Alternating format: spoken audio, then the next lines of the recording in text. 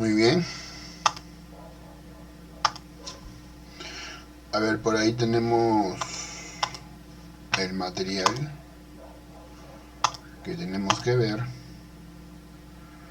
que sería este de acá.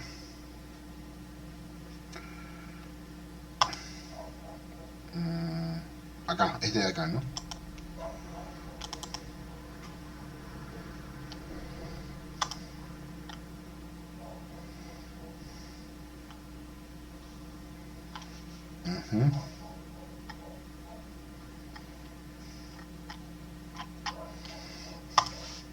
Justo acá tenía un problemita que ver, a ver. Creo que está acá.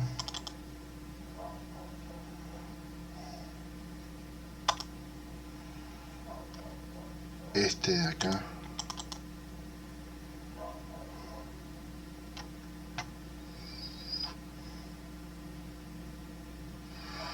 Ya, igualmente se repite. Ya, listo. Sigamos. Bueno, nos quedamos por acá, me parece. Habíamos explicado los mundos posibles. Cómo hablar de los mundos posibles. El realismo absoluto de Lewis. El posibilismo moderado de Plantinga y Stalnaker. Plantinga sostenía los mundos posibles como estados de cosas y Stalnaker como formas como podrían ser las cosas. Luego la otra opción era el posibilismo de dicto, es decir, no de las cosas de re, sino de el decir. Entonces era visto esto como un análisis de proposiciones. Luego decíamos pues que estaba planteado esta posición del actualismo no modal. Me parece que por acá nos quedamos. Es decir, había tres variantes de esta posición que niega los mundos posibles. A ver, vamos a retomar entonces desde acá. Que dice el nominalismo de Carnap que son estructuras lingüísticas, son simples formas de hablar. Claro, la crítica tenía que ver con que si fuera simplemente formas de hablar, con el lenguaje bastaría para dar cuenta de los mundos posibles. Pero habíamos discutido una cuestión del infinito, ¿verdad? La cuestión de los números transfinitos. Entonces, ¿qué sucede?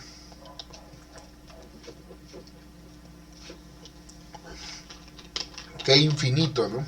¿Qué infinito se corresponde con el infinito del que es capaz el lenguaje? Y descubrimos que hay una serie de infinitos, que hay infinitos que son más grandes que otros. Si el infinito primordial es el infinito del lenguaje, pues no alcanza para hablar de todos los mundos posibles, porque sencillamente hay cosas, hay mundos posibles que no se pueden establecer mediante el lenguaje.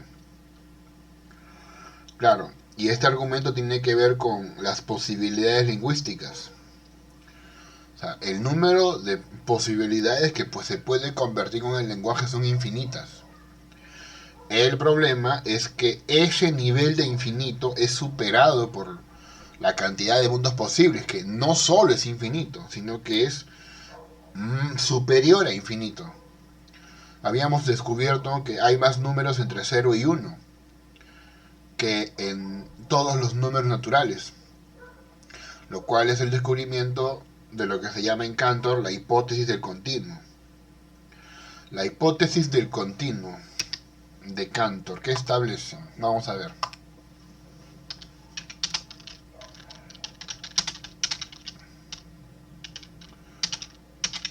¿Qué plantea? Plantea, bueno, básicamente, ¿no? A ver, admitir, ¿no? Que no hay ningún conjunto infinito que se encuentre entre las no naturales y la de los reales. Cuando hablábamos los reales, hablamos entre 0 y 1, ¿te acuerdas? O sea, el número infinito más grande que el de los naturales es el de los reales. Y obviamente después de los reales habrá otro. Y así, así, así. A veces se llama la hipótesis del continuo. ¿Y por qué se llama así continuo? Porque no hay un vacío, ¿no? No hay un vacío. Después del infinito de los números naturales, sigue la de los números reales, que será un infinito más grande, y luego sigue otro. Y así. Ya, eso se llama, por si acaso, el asunto de la hipótesis del continuo de Cantor. ¿Ya? Bueno, entonces nos dábamos cuenta de que los mundos posibles superan ese infinito del lenguaje. Hay cosas que el lenguaje no puede expresar, porque el lenguaje es más o menos conservador. ¿Sí? Es más básicamente, ¿no? Básicamente esa sería la posición, la crítica que se le hace a Carnap, que si los mundos posibles son solamente maneras de hablar, pero las maneras de hablar del lenguaje son infinitas, bueno, ese infinito no basta. En los mundos posibles posiblemente son más que infinitos. ¿Ya? La siguiente posición era la de Rescher y Kripke, que sostienen que los mundos posibles son, ¿qué cosa? Simplemente concebibles, construcciones mentales, nada más, configuraciones de cómo pudo haber sido el mundo. Cuando decimos, ¿no? Podría llover, simplemente te estás imaginando. Nada más. ¿Ya? Nada más. Te estás imaginando cómo son los mundos posibles. Esto no quiere decir que realmente existan. Por eso esta posición es el conceptualismo de Rescher y Kripke. Entonces usted imagina un mundo donde la evolución nunca ocurrió, donde la inteligencia que hay es reptiliana y el lenguaje se basa en feromonas. Simplemente esto es producto del pensamiento. Esa es la cuestión. Claro, ahora aquí la pregunta es igual que en la anterior, ¿no? Pero hay infinitos mundos que nadie ha imaginado jamás. O sea, si bien los mundos posibles son los imaginables, pero hay infinitos mundos que nadie ha imaginado. Entonces sí, porque son concebibles. Concebibles. Ya, pero la pregunta, incluso aceptando que son concebibles, ¿cuál sería aquella mente que piensa todos esos mundos? Y bueno, aquí la respuesta tiene que ver con Dios. Ya la respuesta se vuelve idealista. Dios es el que ha pensado esas posibilidades. Entonces acá hay ventajas. Se dice pues de que no existen mundos posibles como entes reales, solamente son imaginados. La desventaja es que se cae en una circularidad y bueno, que se necesita recurrir al idealismo del tipo divino para explicar algunas cosas. El combinatorialismo de Quine y Creswell sostiene que los mundos posibles son eso, simplemente configuraciones diferentes del mundo. Usted lo que puede imaginarse, por ejemplo, es una persona en un mundo posible con estas características, digamos, ¿no? A ver, el rostro de alguien que tenga, pues, los ojos de Obregón, ¿ya? La nariz de García y la boca de Yarkuri. Cuando hablo de esta forma, estoy haciendo reconfiguraciones de lo que ya existe. Eso puede pasar. Eso, digamos, es más o menos lo que puede pasar. Pero un dinosaurio que tenga alas y que hable en inglés y que baile tango, no, repito, un dinosaurio que tenga alas, que hable en inglés, que baile tango y que quiera gobernar el Perú, No, eso no, eso ya no, eso escapa. Simplemente los mundos posibles son reorganizaciones de lo ya existente. ¿Sí? O sea, cosas nuevas no vas a encontrar. Esa es la posición de Quine y Creswell. Recuerda que Quine critica a la postura que afirma que hay mundos posibles. Él simplemente va a decir que un mundo posible es una reorganización. No implica imaginar nada. No implica tampoco plantear que existen en otro mundo esas cosas llamadas los mundos posibles. Entonces, claro, ahí hay un problema. Eh, el principio es que solamente puedes imaginar o plantear mundos posibles donde existan la misma cantidad de cosas. ¿Sí? Solamente que están en diferente organización. Nada más. ¿Sí? Digamos que ahorita Lillet, la señorita García, viva donde vive Yarkuri. Que Yarkuri vive donde viva Obregón y Obregón vive donde anteriormente vivía García, digamos. Simplemente, ¿qué estoy haciendo? Modificando algo, ¿no? Reorganizándolo, nada más. ¿Ya? Pero no es que van a vivir, pues, digamos, a ver, ¿no? En un agujero negro, ¿no? O en un cuásar, ¿no?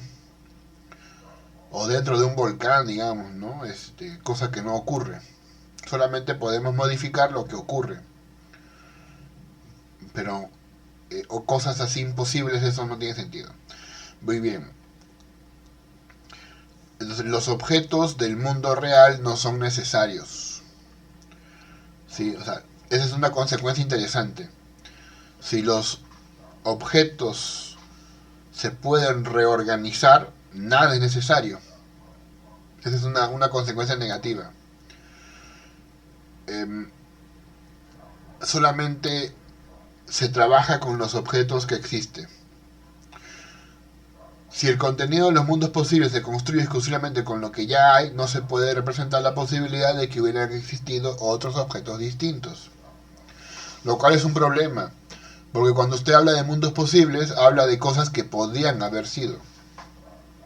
Pero aquí te dicen que no, simplemente es una reorganización de lo que ya está. Cosas nuevas no van a haber. Claro, entonces, acá hay un problema. Bien, el siguiente problema se vincula con el tercero también, que es la identidad transmundana. Es un problema interesante que tiene que ver con cómo son las cosas. Cómo podemos garantizar la esencia de las personas.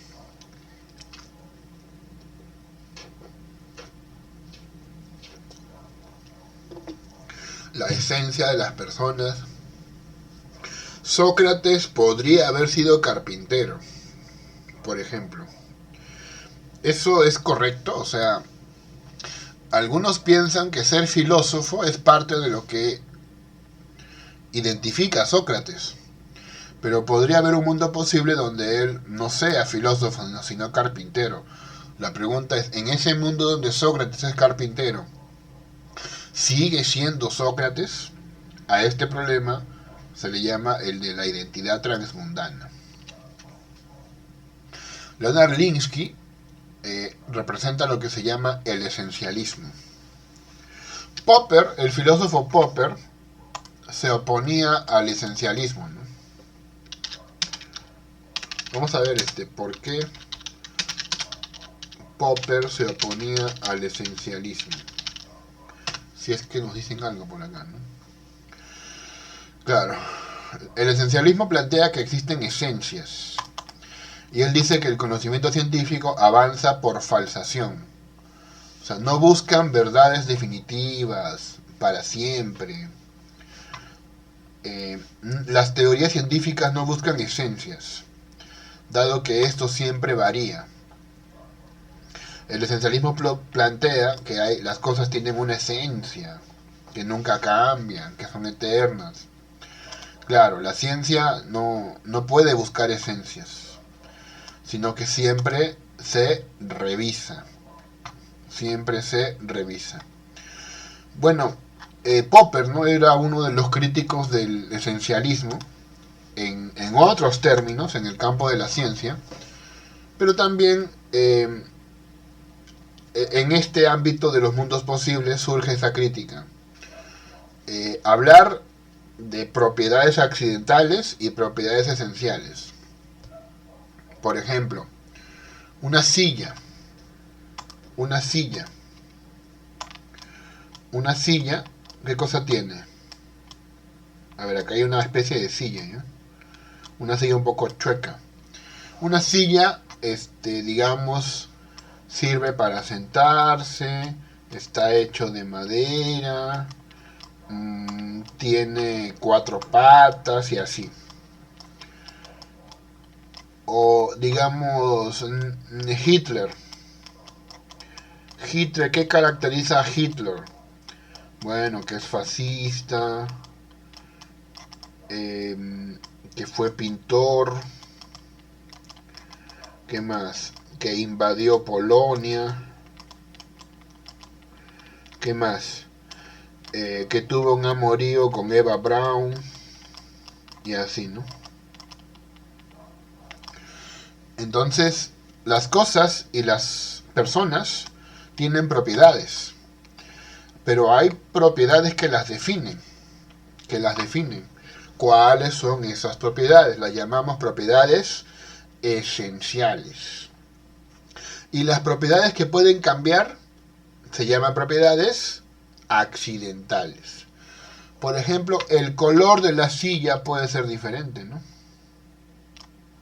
La forma de la silla podría ser diferente.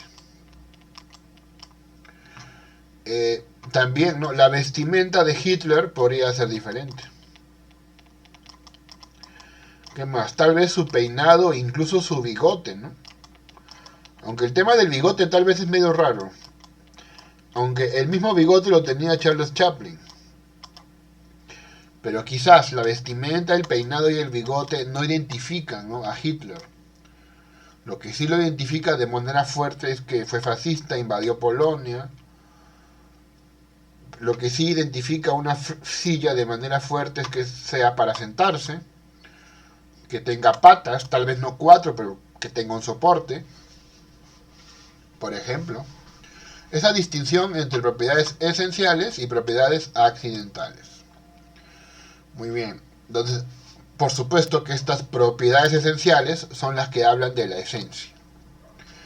Por ejemplo, a Sócrates lo que le es esencial es ser hijo de Sofronisco y Fenareta, o ser el ateniense. Pero que haya sido filósofo tal vez no sea necesario. Podría no haberlo sido o no. Este es un problema. El problema de la singularización, de qué identifica a un individuo como tal.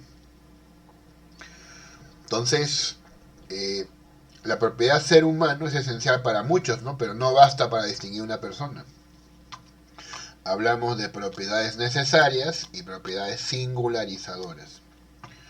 Y claro, obviamente estos conceptos se contraponen. Si usamos propiedades muy generales, perdemos al individuo, ¿no? No lo identificamos. Si usamos propiedades muy específicas, entonces en algún mundo posible tal vez no tenga esas propiedades. Y ya no sabríamos si es el mismo. Claro, eso ocurre con Hitler, ¿no? Si decimos que tiene tal bigote, ¿no? Es una persona con un bigote en la boca, al medio del labio superior. ¿Y qué pasa si no lo tiene? ¿O qué pasa si en otro mundo esa parte de su cuerpo se le quemó, ¿no? Tal vez en una guerra. Claro, entonces él pensaba que se podría hablar, Linsky, de que hay propiedades necesarias que solamente ese individuo posea.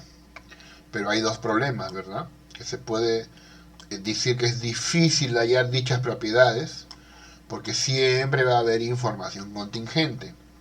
Y además, en un mundo posible, el individuo pierde alguna de esas propiedades. ¿Sería el mismo o no? Napoleón Bonaparte. Es esencial que sea hijo de Carlo Bonaparte y Leticia Ramolino. ¿Y qué pasa si tuviera otros padres? ¿Sería lo mismo? ¿Es el mismo individuo con propiedades diferentes? o solamente otro que se le parece. Aquí entra el tema de la llamada identidad transmundana, que se va a ver en un rato. ¿De acuerdo? Claro. Entonces, esa es la discusión. David Lewis plantea la teoría de las contrapartidas. Más o menos, a ver, aquí tengo un gráfico para plantearte esto de las contrapartidas. A ver, vamos a ver si lo encontramos.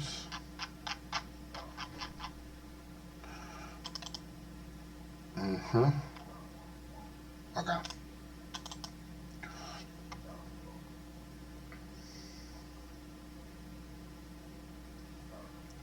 Más o menos por acá va la idea. Acá. ¿Ya?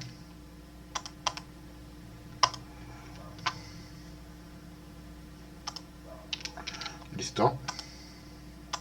Acá. Algo así, mira, ¿ya? Como que en diferentes mundos posibles, ven acá, este es el Rick, ¿no? El de la caricatura. Este es una versión de Rick, un Rick cocinero. Esta es otra versión, una versión musculosa, una versión malvada, una versión, no sé, pues distraída, y una versión tal y como es la actual. ¿Sí? A esto se le va a llamar contrapartidas, que son distintas versiones en distintos mundos posibles de un mismo individuo. Esa es la cuestión.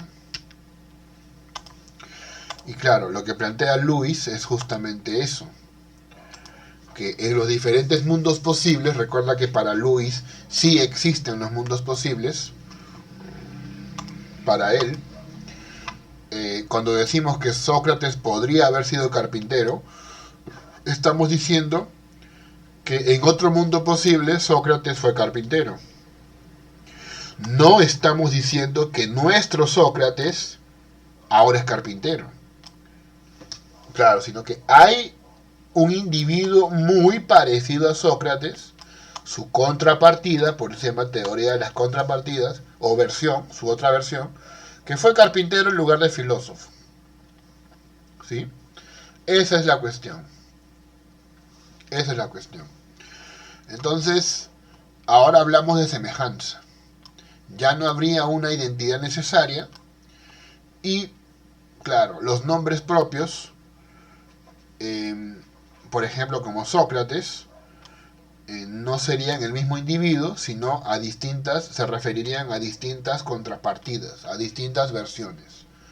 Esa es la teoría de contrapartidas de David Lewis, para explicar cómo podemos hablar de posibilidad sin asumir que un mismo individuo está en varios mundos posibles. No es el mismo individuo, son distintos, parecidos, pero que representan la diferente versión de uno solo.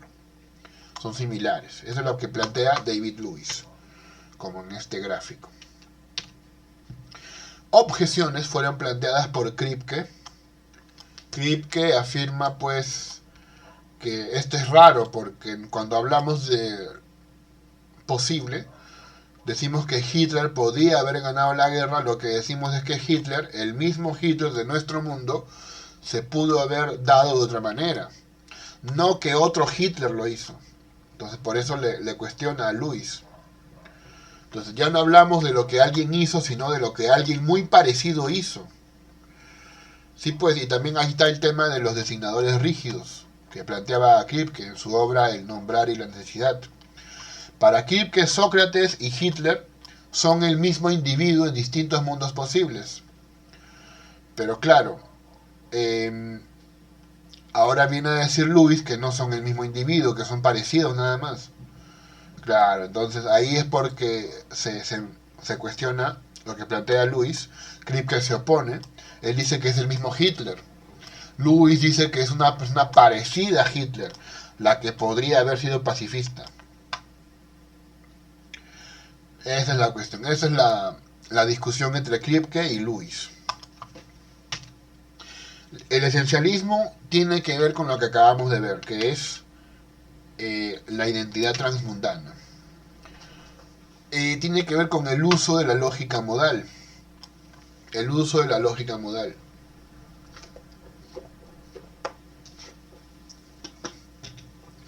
Pareciera que cuando hablamos de propiedades esenciales o propiedades accidentales, estamos hablando de cosas metafísicas. Sí, pues, y Quine cuestiona, Quine es otro filósofo, duda de esas propiedades esenciales, necesarias. Claro, entonces, esta distinción entre lo accidental y lo esencial le parece sospechosa a Quine. ¿Cómo son esas propiedades esenciales? ¿Qué es la esencia, no? ¿A qué llamamos la esencia de las cosas? Quine, por eso, desconfía mucho de la lógica modal, porque lo obliga a aceptar cierto tipo de esencialismo. Si bien te he dicho que Quine apoya la posición combinatorialista, donde dice que los mundos posibles son simplemente reorganizaciones de lo que ya conocemos, claro, esa posición que adopta es muy limitada. Por eso él cuestiona la visión más amplia de los mundos posibles. Él habla de un esencialismo genérico, de propiedades genéricas como humano material, y esencialismo individual, de propiedades únicas. Por ejemplo, si fuera Alejandro Magno, ser hijo de Filipo y Olimpia, o en el caso de Darwin, haber nacido en tal fecha. Y aquí hablamos de identidad transmundana. Si tienen al menos estas propiedades, pero algunas cosas varían, algunos dicen, bueno, es el mismo individuo, solamente que está variando. Si decimos que Napoleón podría haber sido pintor, queremos decir que Napoleón podría haber tenido una vida distinta. Y hay que saber entonces qué propiedades esenciales caracterizan a Napoleón. Claro, acá hay un problema, ¿no? De que en realidad esto que llamamos lo esencial puede deberse a cuestiones más bien arbitrarias que tienen que ver con otras cosas. Mira, vamos a ver en un rato esa crítica. Kripke, cuando habla de esencialidades, se refiere a esencias vinculadas al origen. Por ejemplo, las cosas tienen una esencia que tiene que ver con el material del cual han sido hechos. Si el material cambia, ya no podría ser el mismo objeto. Si algo fue hecho de madera, tiene que ser de madera, ya no puede ser otro material. Esa sería su esencia. Y en un individuo tiene que ver con los padres. Los padres, o si quieres lo que llamamos el ADN, que finalmente el ADN también depende de los padres. ¿De acuerdo? Esa es la discusión. Entonces, ¿podría haber tenido otros padres Sócrates? No. Según Kripke, no. Tener padres es su esencia. Tener ciertos tipos de padres encima es su esencia. Estar hecho de cierto material es la esencia de un objeto. Si le cambias eso, por ejemplo, si una silla de plástico, no es la misma silla.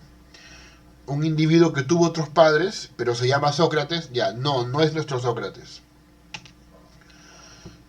Ahí está.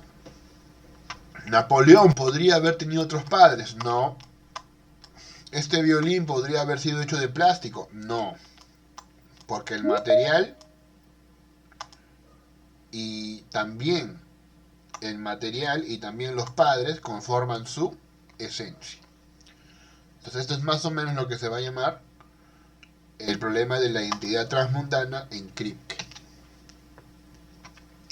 Quine hace objeciones a este esencialismo que ya te he comentado. La distinción entre lo esencial y lo accidental no es objetiva sino arbitraria y depende de un marco conceptual. Aquí mucho tiene que ver, por ejemplo, con el tema de qué palabras usas para definir. A veces la esencia depende de cómo se vea algo. Determina qué propiedad es necesaria. Pero Lo que responde Quine es que esto depende de cuestiones lingüísticas o incluso de posiciones teóricas. A ver, por ejemplo, ¿no? Una, una situación que tiene que ver con el lenguaje. ¿Qué te parece si pensamos en algo así como, imagínate, ¿no? ¿Cómo definimos algo? Eh, Podríamos, por ejemplo, a ver, pensar en las palabras, ¿no? Palabras que nosotros planteamos, nosotros inventamos. Tal vez tablet, ¿sí? Que son palabras ahora últimas, ¿no? Últimas que estamos usando porque se están vinculando a la tecnología, Wi-Fi, por ejemplo. Eh, ¿Qué más? De repente webcam. Muchas de estas palabras son en inglés. Eh, pero creo que con esto es suficiente, ¿no? Entonces, estos conceptos tienen una definición. Una definición. Esa es la cuestión. A ver, acá están, digamos, los ciertos nombres. Aquí está. Listo. Y estos nombres que tienen se definen de cierto modo. Se definen. Entonces todo es cuestión de decidir, ¿no? ¿Cómo se define? ¿Cómo se define? Si decimos aparato electrónico, de repente Wi-Fi, o Wi-Fi, ¿no? En realidad le dicen así, ¿no? Wi-Fi, señal de internet, webcam, eh, webcam sería, ¿no? Cámara de transmisión, tal vez, de transmisión. Aquí, ¿cuál es la cuestión? Que mediante el lenguaje, de cierta manera, a las cosas ya le estamos entregando, ¿qué cosa? A los objetos ya les estamos entregando ciertas esencias, solo con el hecho del lenguaje, ¿sí? O sea, es la definición la que le entrega la esencia a las palabras o a las cosas. Y por lo tanto, eso sigue siendo una decisión lingüística. Decisión lingüística. De tal forma que mucho de lo que llamamos esencia simplemente es una cuestión de palabras. Eso va a plantear Quine. Es cuestión de marcos teóricos. Podría ser otra palabra. Una palabra que se me ocurre ahorita es centro del universo. ¿Ya? Y te vas a dar cuenta que cómo se define esto es muy problemático. ¿Sí? Desde algunas perspectivas, ¿qué se dijo que era el centro del universo? ¿Qué se dijo que era? Se dijo que era en algún momento la Tierra. Otro se dijo que era el Sol. Y hoy día la respuesta es más o menos es que no hay un centro. No hay un centro como tal. Esto ya no solo es una cuestión lingüística, ya tiene que ver con cierto marco teórico. O sea, la cuestión que llamamos centro del universo es algo que su esencia de esto depende de qué es lo que estamos entendiendo ahorita, ¿no? Por ejemplo, a ver, eh, ahorita está ocurriendo algo, mira. que es justamente un gran problema ahorita en el mundo para entender esto.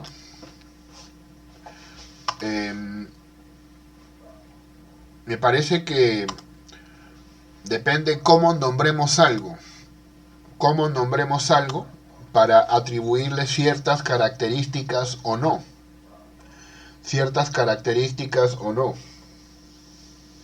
¿Ya?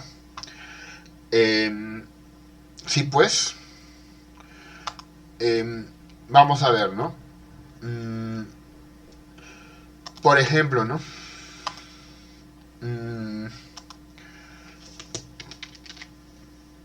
Tenemos acá ahorita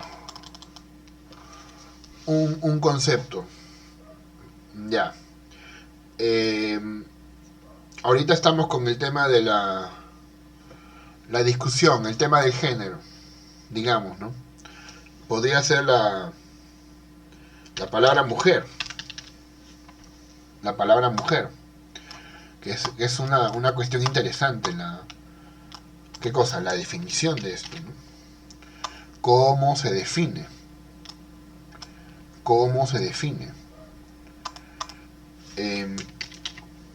Y claro, esto podría ser problemático si le queremos ubicar, ¿no? Si le queremos precisar una definición acá, ¿no? Una mujer, bueno, ya, un individuo tal vez, ¿no? Que se identifica con una mujer que se identifica no sé, vamos, con cierta un individuo que se identifica pues con cierta vestimenta, gustos, deseos, no sé, y etcétera. Esa es una, pero de repente alguien dice, ¿no? De forma un poco más grotesca de repente, ¿no? Que simplemente es una persona, un ser humano con vulva, ¿ya?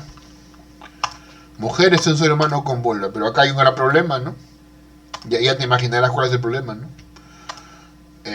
¿Podría alguien operarse y hacerse una vulva? ¿Podría alguien operarse y hacerse una vulva? Y ya por eso sería mujer.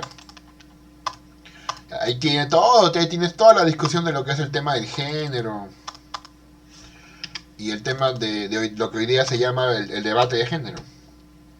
¿De acuerdo? En fin, ¿no? Esos son ejemplos más o menos que ahorita te podría dar. Pues pueden haber ejemplos más serios, ¿no? Pero me parece que son adecuados para que entiendas qué cosa. Que las esencias dependen de decisiones lingüísticas, mira. ¿Ya? El centro del universo puede ser esto. Marco teórico, aquí la palabra mujer también. En realidad, ¿cómo se define un individuo con cierta vestimenta, gustos, así? O un ser humano con vulva. Ya, todo eso. Entonces, las esencias dependen de un marco teórico y de decisiones lingüísticas. Es lo que está diciendo Quine. Entonces, por eso surge esta llamada paradoja del ciclista matemático. Un hombre que es matemático de profesión, pero le gusta el ciclismo. Desde el punto de vista de sus colegas, podría parecer que su esencia es ser matemático, pero para sus amigos del club de ciclismo, su esencia sería ser ciclista. Entonces, ¿cuál es una propiedad esencial? Entonces, no hay una respuesta objetiva. Depende desde qué punto de vista se observe esto. Depende del lenguaje, de nuestras prácticas. Es como el tema del electrón, ¿no? ¿Qué es un electrón? Desde ciertas teorías es una partícula.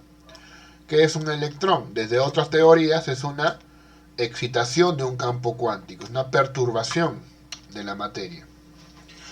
Entonces, pues, critica esto que se llama la modalidad R.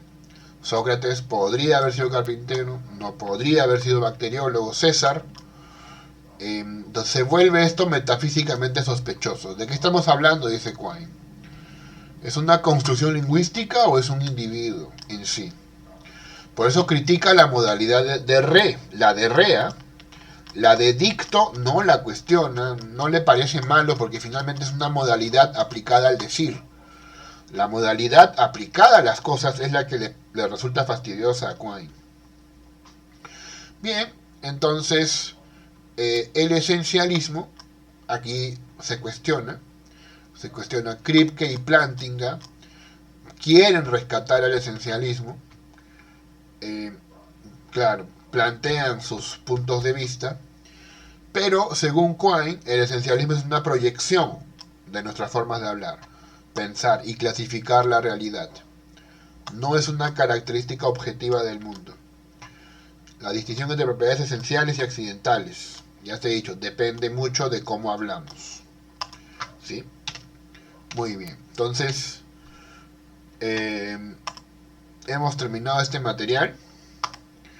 Vamos a empezar otro, que es, bueno, en nuestro cursito, la ontología de lo inexistente, ¿ya? Por acá lo teníamos. Ya. Acá este debe ser más. Me parece que sí lo he subido ya a la comunidad. Ahí está. Vamos a avanzar ya. La llamada ontología de lo inexistente. A discutir sobre Meinong, Bertrand Russell y los límites del ser. Para esto, para entenderme un poco lo que te voy a decir, debes manejar como marco teórico la semántica de Frege. Y bueno, te la voy a explicar brevemente. Por supuesto, el profesor Carrera, no sé si te ha comentado, pero este año se cumplen los 100 años de Frege. Los 100 años de Frege. Y me parece que él va a hacer un evento, al cual yo también estoy invitado. Y vamos a hablar sobre la vida... Bueno, yo voy a hablar sobre la vida de Frege. Me gustó mucho alguno de sus pasajes biográficos y bueno, de eso voy a hablar. Mira, en Frege tenemos lo que se llama el concepto de argumento y objeto, que también va a ser llamado función. Si yo digo la capital de y completo esto, lo saturo con, en este caso, París, me estoy refiriendo a en este caso, perdón, lo saturo con Francia vendría a ser lo que rellena esto, lo que rellena es la capital de Francia, ¿cuál es? Y aquí sí, apunta a París. ¿El resultado cuál es? Un objeto. A ver, abajo me vas a entender. Es una ciudad europea, es una función. En este caso, vamos a poner el argumento. ¿Cuál sería el argumento? París. París es una ciudad europea. Y aquí se satura y se vuelve un nombre. Se satura y se vuelve un nombre. En este caso, cuando se satura, ¿no? Digo, París es una ciudad europea y aquí aparecen dos opciones, lo verdadero o lo falso. Obviamente esto de lo verdadero o lo falso son objetos abstractos. Es aquí que aparecen que las funciones se refieren, tienen una referencia. Esa referencia que vendría a ser lo verdadero o lo falso. Cuando aparece eso, aparece el concepto. Para Frege los conceptos pueden ser verdaderos o falsos. ¿De acuerdo? Por eso es que para él París no es un concepto. Pelota no es un concepto. Para Frege un concepto sería algo así. Lima es capital del Perú, ¿no? Lima es capital del Perú, bla, bla, bla. Ese es un concepto. Porque es lo verdadero o lo falso. Bien. Frege también es uno de los primeros en hablar de cuantificadores. En realidad también este tema lo planteó Peirce, pero claro, Peirce no le explicó de forma tan, vamos a decirlo, ¿no? No lo cuadró bien. O sea, Peirce habló de esto, habló de los cuantificadores, pero de una manera descontextualizada. Por eso pasó desapercibido. Frege sí habló de los cuantificadores, pero lo contextualizó en el marco de una creación de una nueva lógica para hablar de los conceptos de la matemática. O sea, él quería crear una lógica para explicar cómo funciona la matemática, básicamente así, ¿no? A su postura se le conoce como logicismo. Él pensaba que la matemática se puede explicar a partir de la lógica, el señor Frege. Es por eso que su propuesta de los cuantificadores tiene más reconocimiento. La propuesta de Peirce, no tanta porque está desconectado de esos problemas. Es una cuestión más aislada. ¿Sí? Es como una especie de anotación, ¿no? Pero que no lo cuadra en un debate. Digamos que es una curiosidad de él, ¿no? De todas formas vale el aporte, o sea, no por eso es menos, pero pues en el caso de Frege mereció el debate y se le reconoce a él el padre de la lógica moderna por la invención de cuantificadores. Si alguien dice que alguien es escritor, ahí está, alguien es escritor. ¿Qué es lo que quiero decir según Frege? Que bajo el concepto ser escritor cae al menos un objeto. Por ejemplo, Mario Vargas Llosa. No existe pistaco. Fíjate, aquí hay un concepto metafísico, existir. No existe pistaco. Según Frege, ¿qué estamos diciendo? Que bajo el concepto ser pistaco no cae objetos. No cae objetos. Significa esto que el predicado ser pistaco no se predica de nada. Date cuenta cómo está enfocando Frege aquí la existencia. La existencia es una propiedad de conceptos, no es una propiedad de cosas. Por eso cuando hablamos de existencia ya nos movemos en una función de segundo orden. No es una función que se satisface con entidades. Es una función que se satisface con funciones. Por eso es función de segunda orden. Es una función de otra función. Es una función que toma como argumento otra función. En cambio, una función de primer orden es aquella que toma como argumento un objeto, una entidad. Bien. Bajo esta perspectiva, dice Frege que el argumento ontológico colapsa y justamente nos conecta con lo que ya estamos debatiendo acerca de Dios. Porque recuerda que la existencia de algo no puede deducirse a partir de su definición. Si yo digo que Dios existe, ¿qué estoy diciendo? Dios no tiene referencia, pero sí tiene sentido. No tiene referencia, pero sí tiene sentidos. ¿De acuerdo? Muy bien. Muy bien. Sigamos. Entonces, Dios existe, pues. Dios existe. Sí significa algo, pero no tiene referencia. ¿De acuerdo? Muy bien.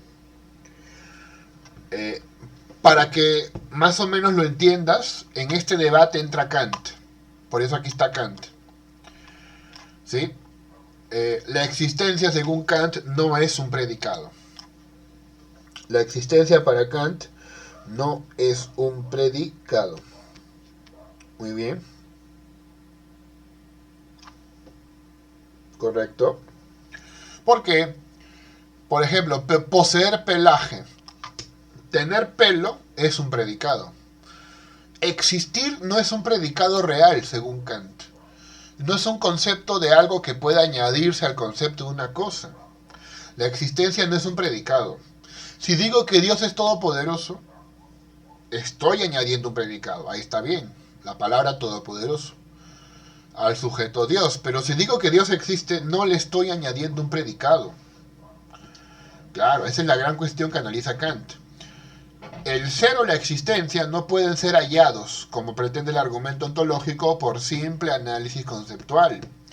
¿Dios existe es un juicio analítico? No, es un juicio sintético. Dios existe es un juicio sintético. ¿Y cómo se deciden las cuestiones de existencia? Las cuestiones de existencia no se deciden por un argumento. Se deciden por una... ¿Qué cosa? Observación en la realidad. Por ejemplo, al decir la vaca es verde, le estoy atribuyendo la propiedad de verde a la vaquita, proporcionando información adicional sobre sus características. Pero si digo que la vaca existe, si digo solamente eso, no le estoy añadiendo un atributo nuevo. Simplemente afirmo que hay una instancia real de la vaca en el mundo. Pero no estoy diciendo cómo es la vaca. Estoy diciendo que hay vacas, pero no cómo es. Por eso la existencia no es un predicado. Esto es mucho más claro, ¿no? La existencia no es una propiedad de las cosas. La existencia, como lo decía Frege, es una propiedad de conceptos. Muy bien. Eso es interesante. Entonces, un poco para remarcar la importancia de Frege, cuando un objeto va y cae bajo un concepto. Ejemplo, objeto que cae bajo un concepto. Vallejo es poeta. ¿Esto qué cosa es? Una proposición simple. Cuando digo que un objeto está incluido en otro concepto, repito, concepto incluido en otro concepto. Los empresarios son inversionistas. Los empresarios son inversionistas. Ya, esto es una proposición categórica de la lógica de primer grado o de primer orden. Es una SAP, una proposición universal. Y cuando un concepto cae bajo otro concepto, repito, no es lo mismo estar incluido que caer. Caer es otro concepto inventado por Frege en realidad, ¿no? El concepto ser trabajador se usa en economía, digamos. Estoy diciendo algo del concepto. ¿Qué estoy diciendo entonces? Esto es se mueve dentro de una lógica de segundo grado. O sea, Frege en sus planteamientos ya había llegado al segundo grado, o alguna idea semejante a lo que llamamos lógica de orden superior. Bueno, Frege tiene una teoría del significado. ¿Ya? ¿Cuál es la teoría del significado en Frege? ¿Ya? Aquí están todos. Listo, ya está. Frege asume que hay dos cosas que definen su teoría: el sentido y la referencia. La referencia es el objeto al que señala y el sentido es la forma en que el objeto se presenta. Básicamente esto. ¿Sí? Muy bien. Tenemos acá este ejemplito, mira. La estrella matutina y la estrella vespertina tienen distinto sentido, porque tienen un distinto, digamos, un modo de presentarse, pero tienen la misma referencia, porque aluden a lo mismo. ¿A quién? A Venus. Por lo tanto, aunque hay diferentes sentidos, está la misma referencia. Esa es la cuestión. Muy bien. Acá hay dos cosas que debes conocer con Frege: el llamado principio contextual y el llamado principio de composicionalidad. No hay que preguntar por el significado de una palabra, sino solo en el contexto de una oración. No preguntes por una palabra aislada, dice Frege. Fíjate en el contexto. Y segunda recomendación, que es la composicionalidad. El sentido o referencia de una expresión depende de los sentidos o referencias de sus componentes. En pocas palabras, el todo depende de las partes. Aquí está, mira, un ejemplo muy sencillo. Si yo digo que Ulises navega en el barco, o Ulises, de repente, sabes tú que es un personaje de ficción. Si quieres, en vez de Ulises pongo Papá Pitufo, ¿no? Para que quede más claro, ¿no? Papá Pitufo navega en el barco. Navegar en el barco tiene referencia, alude a algo, alude a algo, alude a algo, pero Papá Pitufo no alude a nada, no alude a algo, porque es un personaje inventado. Entonces, si este concepto no tiene referencia, todo no tendrá referencia. A esto se llama el principio de composicionalidad. Para que algo tenga referencia, todo debe tenerlo, cada una de sus partes. Bien. Entonces, este es el resumen de la teoría semántica de Frege. Un nombre como José María Arguedas tiene un significado. El significado se desdobla en dos, en sentido y en referencia. El sentido, ¿qué cosa es? Una descripción definida. Por ejemplo, ¿qué fue José María Arguedas? El autor de El zorro de arriba y el zorro de abajo, por ejemplo. Y una referencia, ¿a qué alude José María Arguedas? Bueno, a esta personita, pues, ¿no? A esta personita, a ese sujeto. La referencia está acá, en esta parte.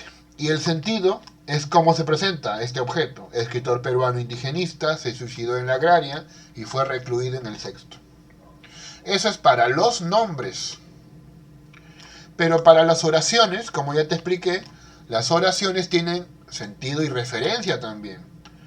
Pero ¿cuál será el sentido? Las condiciones de verdad. Y la referencia es el valor de verdad. Ejemplo, Lima es capital del Perú. ¿Cuál es su sentido? Las condiciones de verdad. ¿Cuáles son esas condiciones? Todo lo que hace que esto sea verdad. ¿Qué es lo que hace que esto sea verdad? Que Lima sea una ciudad, que Perú sea un país, que Lima esté dentro de Perú, y así, y así, y así, y así. ¿Y cuál es la referencia? Ya te dije al inicio, ¿no? La referencia de una oración es lo verdadero o lo falso. En este caso, como Lima sí es capital del Perú, sería lo verdadero. Esa es la referencia. Fíjate, la referencia cambia. La referencia de un objeto, la referencia de un nombre es el objeto al que señala. La referencia de una oración es el valor de lo verdadero o de lo falso. Frege se opuso al psicologismo. Por eso Frege es realista. Cuando esta vez menciono la palabra realista en el sentido lingüístico. Para él los sentidos, o sea, los significados, son objetivos. Todos los seres humanos lo comparten. No es algo psicológico, no depende, digamos, de tu subjetividad. En realidad están disponibles para los pensadores, pero no es gracias a los pensadores que existen. Por eso Frege se opone al psicologismo. Incluso se pone el psicologismo en la lógica. Para Frege, la lógica no depende de la psicología humana. La lógica también es objetiva. El significado de una expresión está determinado por su función dentro de un sistema lingüístico. Esa es la idea en Frege. La objetividad viene por el papel que desempeñan las palabras en los sistemas. Esa es la objetividad. Por ejemplo, 2 más 2 tiene un significado, quark tiene un significado, homicidio tiene un significado. ¿Por qué? Porque funcionan dentro de sistemas lingüísticos o sistemas teóricos. Y no depende eso de la mente humana. Por eso Frege es realista. Para él, repito, los sentidos sí existen. No dependen de las mentes humanas. ¿De acuerdo? Bien, dicho todo esto, podemos hablar de algunos problemas que surgen en la metafísica y que en el fondo se deben a problemas de lenguaje. Como aquí el problema de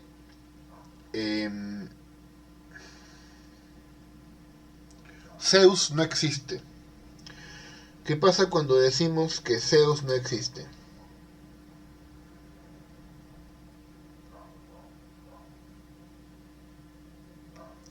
¿Qué pasa cuando decimos eso?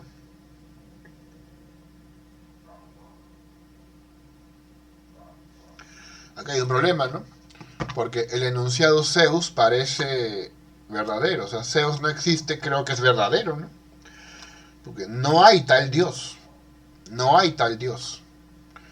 Pero si Zeus no refiere a nada, como ya te he dicho, por la composicionalidad, si Zeus no tiene referencia, toda la oración tampoco tiene referencia. Por lo tanto, no tiene significado. Pero claramente sí lo entiendes cuando lo lees, por lo tanto tiene significado. Pero si tiene significado, Zeus debe referirse a algo. Obviamente, si tiene referencia, no puede ser verdadero decir que Zeus no existe. Si tú dices que Zeus no existe y Zeus se refiere a algo, decir que no existe ese algo es falso, pues. Ese es un gran problema. Entonces, ¿cuál es la conclusión? La conclusión es que si Zeus no tiene referencia, el enunciado Zeus no existe, no tiene sentido. Pero si Zeus no existe, tiene sentido, porque lo entendemos, entonces Zeus sí refiere a algo. Pero si esto es así, es falso decir que no existe. Por lo tanto, la expresión Zeus no existe es verdadera, no tiene sentido y es falsa al mismo tiempo. Este es el rompecabezas de los enunciados existenciales singulares. ¿Cómo se resuelve con Frege? Frege sostuvo esto. Las oraciones en cuestión deben ser interpretadas como oraciones acerca de objetos. No de objetos, sino de conceptos. De conceptos. Por lo tanto, hay que reformular la anterior oración. No hay que decir que Zeus no existe. Porque recuerda que al hablar así, parece que tú estuvieras diciendo una propiedad de Zeus. Claro, entonces, por eso te confundes, ¿no? ¿Cómo voy a hablar de algo que no existe? Por eso lo que él dice es esto, hay que reformularlo así. Bajo el concepto de Zeus, no cae objeto alguno. O sea, el conjunto representado por el concepto Zeus no tiene ningún miembro en su extensión. O sea, allá hablamos del concepto de Zeus. No hablamos del objeto Zeus, sino del concepto. Y sí, este concepto no tiene representantes. Listo. No hay que decir entonces que Zeus no existe. Ese es el gran problema. ¿Cómo hablamos? No es que Zeus no exista. Lo que pasa es que el concepto de Zeus no tiene representante. Y si hablas así, desaparece el problema. Ya no estás hablando de cosas que no existen. Claro, la gran pregunta es cómo puedo hablar de cosas que no existen si es que no existen. Bueno, ya así, cambiando la expresión, ya no hablas de cosas que no existen. Estás hablando de conceptos. De conceptos que no tienen representantes. Claro. Lo cual nos lleva a la discusión sobre objetos inexistentes. Los objetos inexistentes. ¿Podemos hablar de cosas que no existen? Lo que te decían. El unicornio es un animal mitológico, lo cual es verdad. Pero estás hablando de él, ¿eh? O sea, lo estás cosificando. El triángulo cuadrado, lo mismo, es imposible. El detective perfecto, ¿no? El que resuelve todos los casos, no existe. El actual rey de Francia, obviamente que no tiene sentido, es calvo. Parecen tener sentido, pero los objetos que menciona no existen. ¿Qué propuso el filósofo Meinong? Que planteó una discusión con Bertrand Russell. ¿Cómo es posible hablar sobre cosas inexistentes? Y él dijo lo siguiente: algunos objetos no existen, pero tienen ser. Son objetos de pensamiento y como tales pueden tener propiedades. Por ejemplo, el triángulo que habla. Imagínate un triángulo que habla. No puede existir realmente porque los triángulos no hablan. Pero es un objeto que tiene características. Tiene tres lados y al mismo tiempo habla. Lo cual es inusual, ¿no? O sea, no hay triángulos que hablen. No, pero podría haber, ¿no? Pero al menos hay una descripción. Entonces, esta es la distinción entre existencia y subsistencia. Una ayuda visual que te doy es esta, ¿no? Cuando alguien te dice que eh, su sueldo apenas le alcanza para subsistir. Profe, estoy estirando mi sueldo así para que llegue a fin de mes, ¿no? Estoy subsistiendo, ¿no? Es más o menos la idea mental, ¿ya? Estoy subsistiendo, estoy permaneciendo, permaneciendo. La subsistencia alude a la permanencia. En cambio, la existencia es ya tener, ya estar fuera, ya estar ahí. Por eso Meinong distingue entre existir y subsistir. Cuando digo que algo existe, el objeto está en el mundo. Tiene propiedades, sí tiene propiedades. Un árbol, un celular, una bicicleta. Son cosas reales que usamos o vemos. Tienen propiedades. Pero la subsistencia, ¿qué implica? Que un objeto no está en el mundo, pero es pensable. Y además es lógicamente coherente. Tienen propiedades también, claro, como el número 5, la justicia, un unicornio. No existen físicamente, pero podemos hablar de ellos con sentido. Son coherentes aunque no reales, pero lo que nunca podemos plantear es lo contradictorio.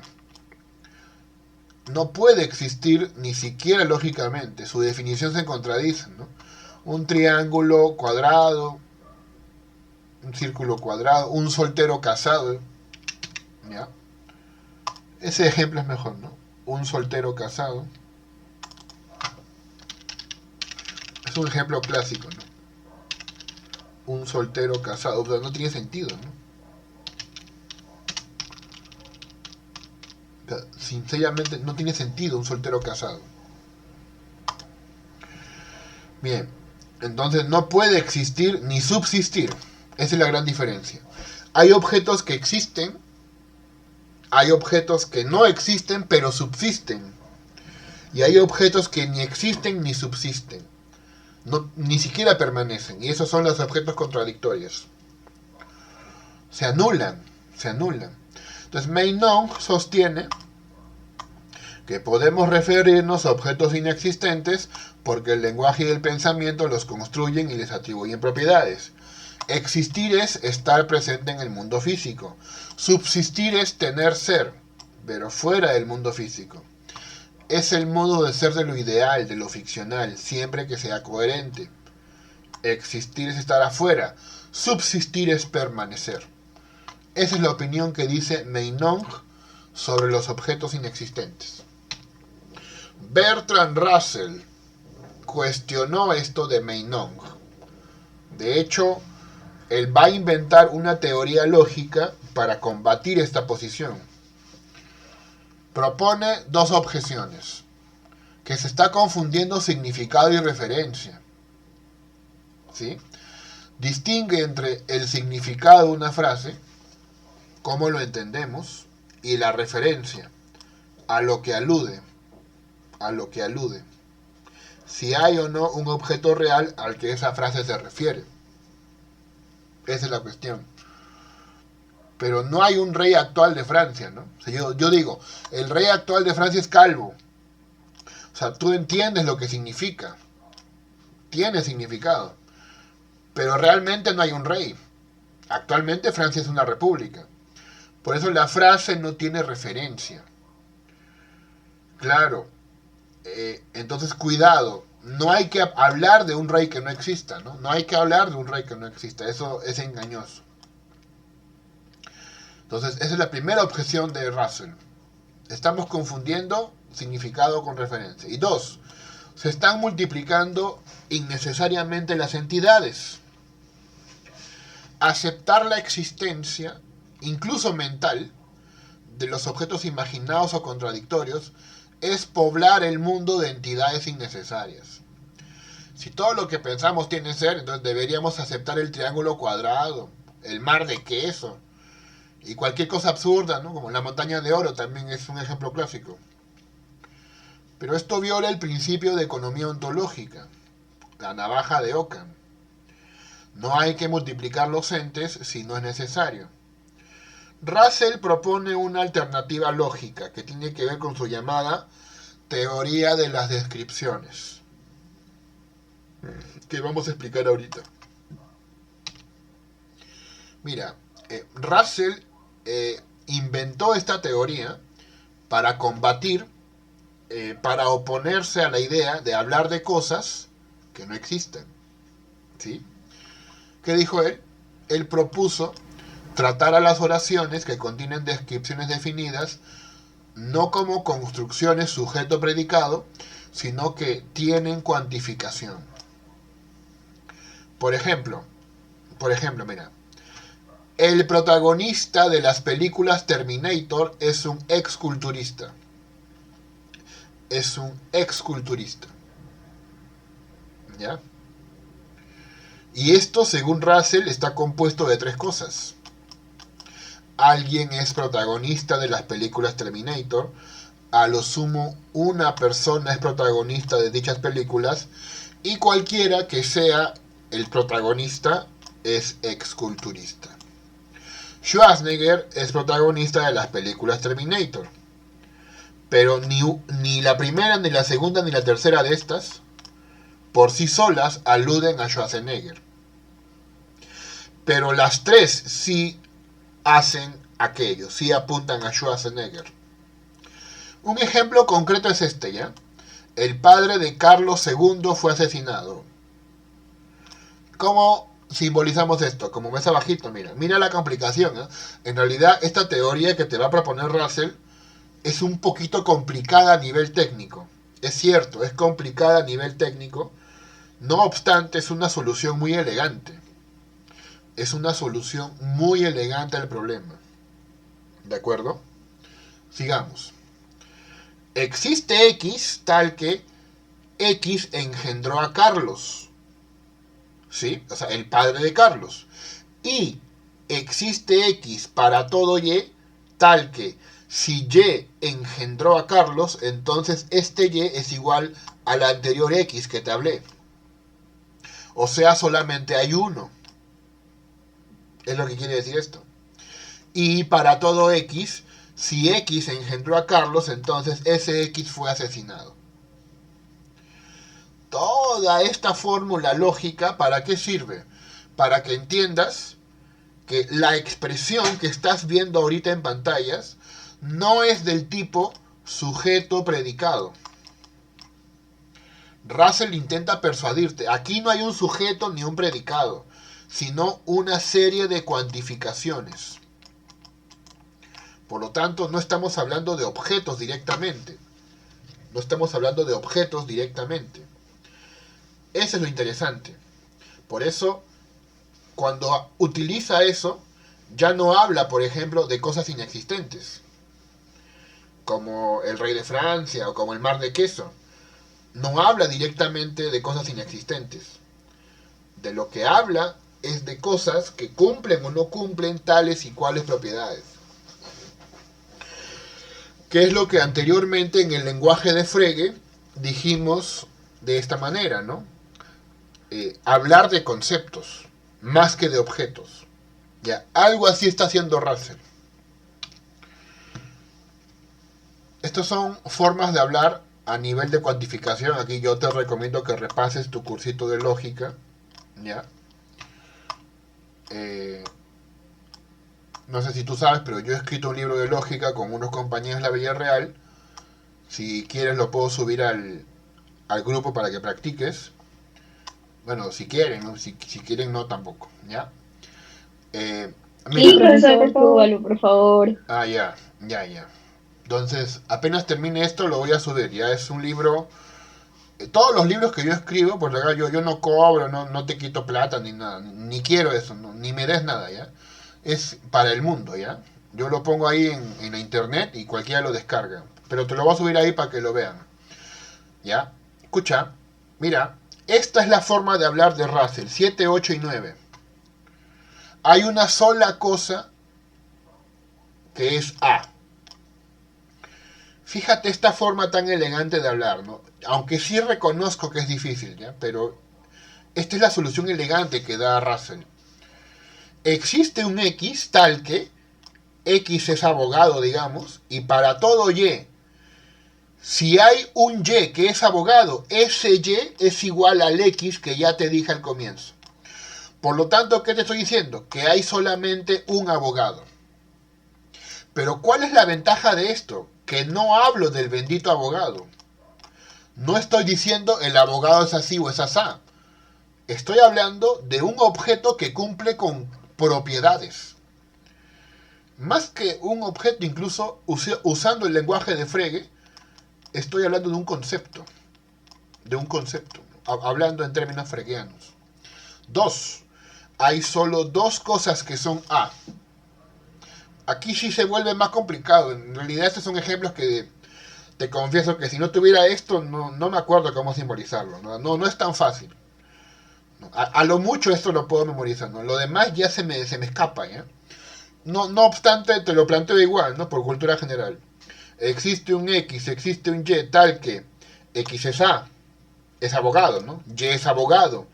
Y X es diferente de Y. Y para un tercer Z, tal que Z es abogado, entonces ¿qué se cumple? O que Z es lo mismo que el X, o que Z es igual que el Y. Por eso, o sea, el tercer Z o es igual al primero o al segundo. Con esto, ¿qué te quiero decir? Que solamente hay dos. De nuevo, es una estrategia elegante para decir en pocas palabras que solamente hay dos.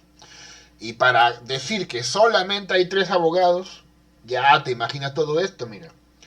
Existe un X, existe un Y, existe un Z, tal que X es abogado, Y es abogado, Z es abogado, y X diferente de Y, X diferente de Z, Y diferente de Z, y para todo W, tal que este cuarto W, si es abogado, entonces, ¿qué opción le queda?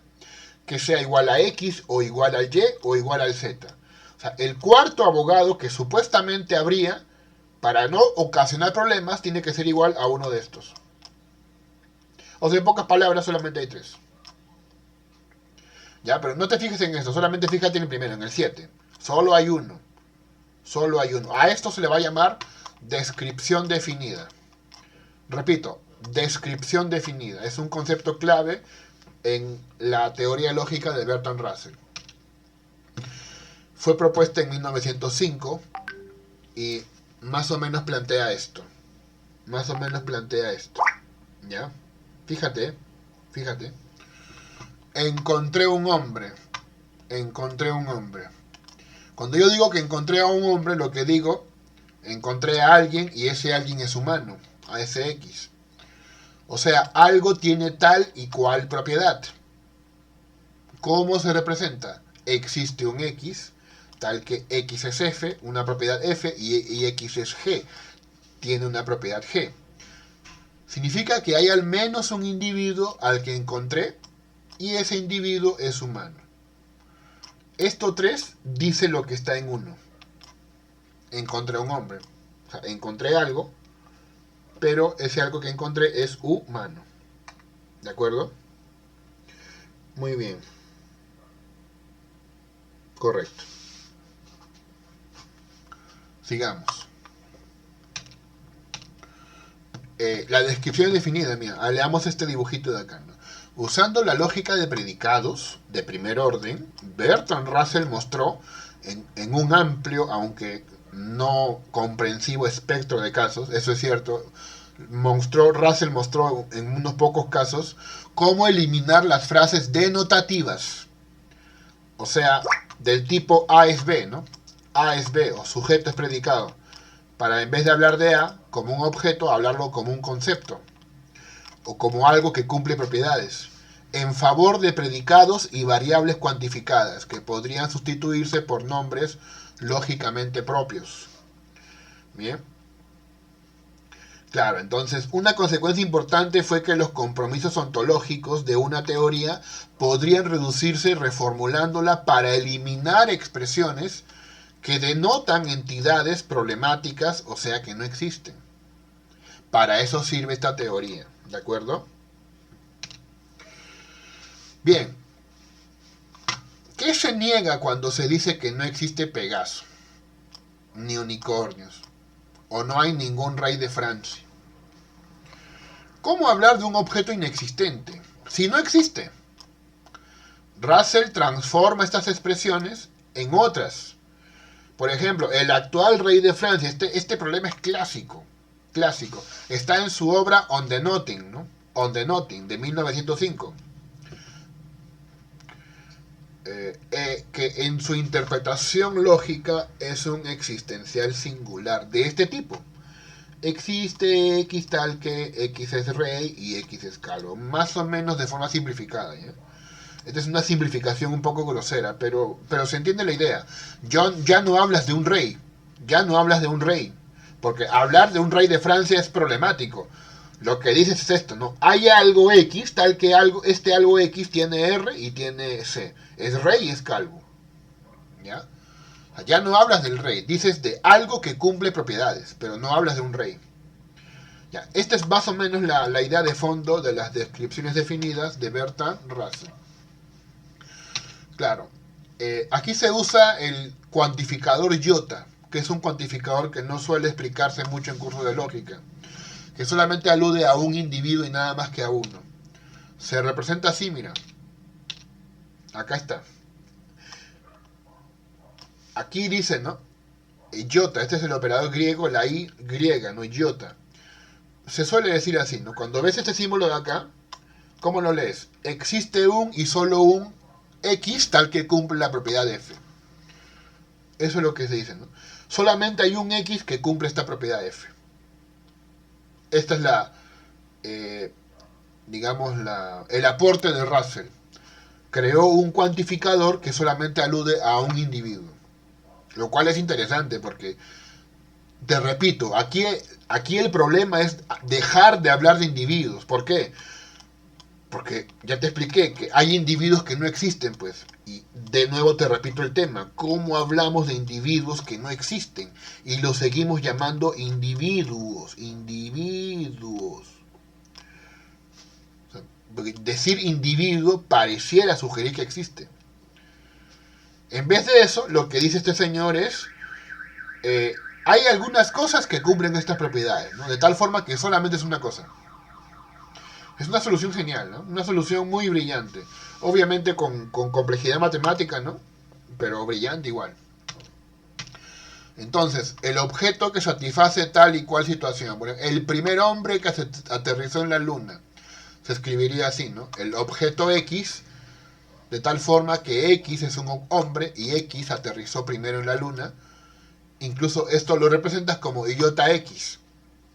Iota X tal que H de X. Así, mira, así queda. Iota X tal que H de X, ¿no? El hombre primero y este hombre pisó la luna. Existe un y solo un X tal que este X es hombre y este X pisó la luna. Bien, entonces, ¿cómo quedaría este problema? En Russell el tema se vuelve técnico, nada más. O sea, de nuevo, aquí la filosofía analítica demuestra que los problemas filosóficos son simplemente enredos del lenguaje. Y si son enredos del lenguaje se pueden resolver con lógica, ¿no? No hace falta postular metafísicas raras, ¿no? Que hablen de cosas raras que nadie ve, ¿no? Simplemente hay que plantear bien la lógica y a partir de eso apuntar al objetivo. El problema de las oraciones existenciales singulares se refiere a las dificultades filosóficas y lógicas asociadas con las oraciones que afirman la existencia de una entidad específica. Claro. Tienen esta forma, ¿no? Existe al menos un X tal que P, donde X es un término singular, que se refiere a una particular entidad, y P es una propiedad que se predica a esa entidad. El problema radica en cómo entender y evaluar la verdad de tales oraciones. Por ejemplo, Considera la oración. Existe una sirena en el océano. ¿Sí? Ahí está. Existe una sirena en el océano. El problema es que, aunque la oración parece afirmar la existencia de una entidad específica, la sirena, ahí está el problema, la sirena, ¿por qué hablo de sirenas? No tenemos evidencia, pues, de que haya sirenas, ¿no? Entonces, ¿cómo deberíamos entender esto? ¿Es verdadero? ¿Es falso? ¿Carece de sentido? Y, por ejemplo, ¿cómo estudiamos la frase el sol existe? Lo cual también es un problema. También este es un problema. Profe, pero el sol sí existe, ¿no? Sí, sí, claro. Pero también es un problema porque parece redundante, ¿no? Ya lo veríamos después, tal vez. Según Russell, no podría haber enunciados existenciales singulares, ¿ya? Cuando digo existencial singular me refiero a un individuo nada más. Del tipo A existe, ¿no? Por ejemplo, que Cleopatra existe, o la momia, ¿no? La momia existe, o el cazafantasmas existe, o Robinson, ¿no? ¿Cómo se llama este señor? Claro, creo que sí, ¿no? Frankenstein existe, cosas así, ¿no? Mira, un enunciado del tipo A existe tendría que ser trivial. ¿Entiendes? El sol existe parece trivial. Pues el hecho mismo de usar el nombre implicaría que ya existe. Ese es el gran problema con el sol existe. ¿Por qué dices que existe si ya se supone que existe? No, o sea, es el sol. Tú me estás hablando del sol. Cuando me dices el sol es un individuo y este individuo existe. Decir que existe lo que existe parece un poco ridículo. Y uno negativo del tipo A no existe, que es más problemático. Pues parece contradictorio, porque cuando usas el nombre, implicas que el referente existe, y luego dices que no existe. Y ese es el problema. Analiza Russell un existencial negativo, que, como así, ¿no? No existe una montaña dorada. Tiene como sujeto gramatical una descripción indefinida. Y analiza otro, que el actual rey de Francia no existe, tiene como sujeto gramatical una descripción definida. Al igual que en el caso del puzzle, del rompecabezas, aquí puzzle debería ser con doble Z, me parece, ¿no? ¿En serio? Pero es un extranjerismo, ¿no? De la identidad, Russell da cuenta de enunciados como Rómulo no existió o Rómulo existió, alegando que Rómulo no es un nombre de verdad. Esta es la clave. Rómulo no es un nombre propio, sino una descripción disfrazada. Es una descripción definida disfrazada. Esos enunciados introducen no al individuo Rómulo, sino la función proposicional X reviste tales y cuales propiedades. ¿Ya? Bueno, hasta ahí nos quedamos, la diapositiva 20. Luego la demás lo vemos en la siguiente sesión. A ver, vamos a ver la comunidad. Ahí te decía que había un textito. A ver. Ya, vamos a ver la comunidad por acá.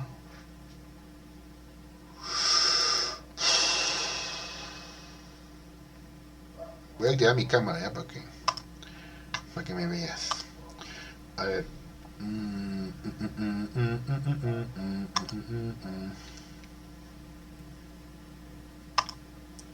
Por acá, por acá, por acá, por acá, por acá, por acá, por acá, por acá, por acá, por acá, por acá. El Teams, ahí está. Pero aquí estamos en el Teams, ¿no? Sí, pero no estamos en la comunidad. Ya. Ahorita la vemos. Ya, el libro que te voy a compartir es este, ¿ya? Exportación. Ajá. Por acá debe estar. Acá. Libros. Se llama así, ¿ya? Se llama El problema de la esencia de la lógica jurídica. Este te voy a compartir, ¿ya? Para que repases, para que mires. ¿Ya? Este de acá. Fue escrito con alumnos de la Villarreal. ¿Ya? Aquí están, ¿no? No sé si lo conocerán. Bueno, ya fueron de otros años, ¿no? Por acá está, ahí está. Carlos Yachua, Pedro Sánchez y el señor Byron Navarro. ¿Ya? Muy bien, a ver, vamos a agregarlo.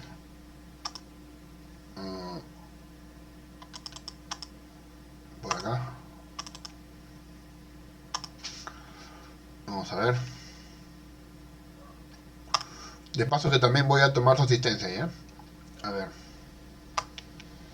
Metafísica.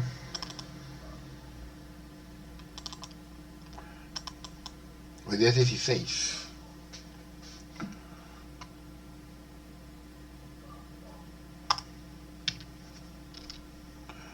De 05. A ver, dígame. ¿Está ahí Arcuri? Sí está, ¿no? Ya. Pereira, ¿estás Pereira? Creo que no está, ¿no? Ya. Núñez, sí la vi. Jiménez, sí lo vi. Hayes, sí lo vi. Y Leyes, sí lo vi. Ya. Repito, está Pereira. No está, ¿no? Ya. A ver, déjame ver. Por acá. Acá está. Solo que está cargando todavía, ¿no? Ya. Yo quiero agarrar, a ver. Bien, entonces ya lo tomamos la asistencia por acá. También esto lo... Ahí está. Muy bien. También lo cerramos.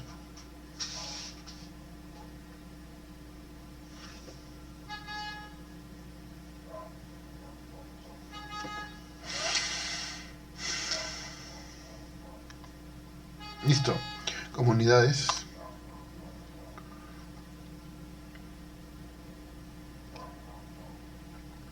Aquí está. Aquí lo voy a compartir. Publicar. No. Nueva publicación. A ver. Vamos a cargar acá. Uy.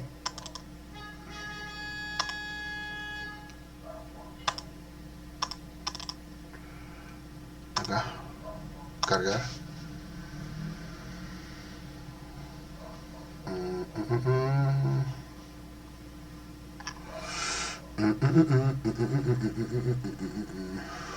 ¿Dónde está exportación? Aquí está. Libros.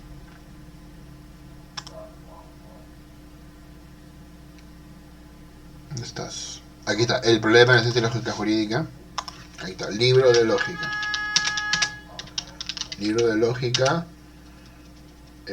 UNFB, ¿no? Algo así. Ya. Muy bien. Publicar. Ya está. Listo. Muy bien. Entonces, señores, ahí está su librito, ¿ya? ¿Alguna pregunta, alguna duda? ¿Todo bien? ¿Todo tranquilo? Ya saben, la próxima semana hay prueba. Sí, ¿verdad? La próxima semana es parciales, ¿no? Entonces, estudian ya. No es de semana, profesor, porque esta semana es la semana de aniversario de la facultad. Entonces, y claro, la próxima semana empieza. Esta semana, creo. Entonces, el 27, ¿no?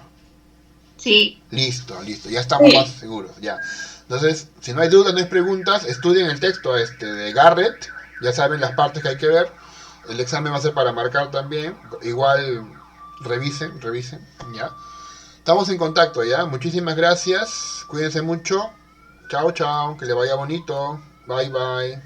Hasta luego, profesor, cuídese. Gracias.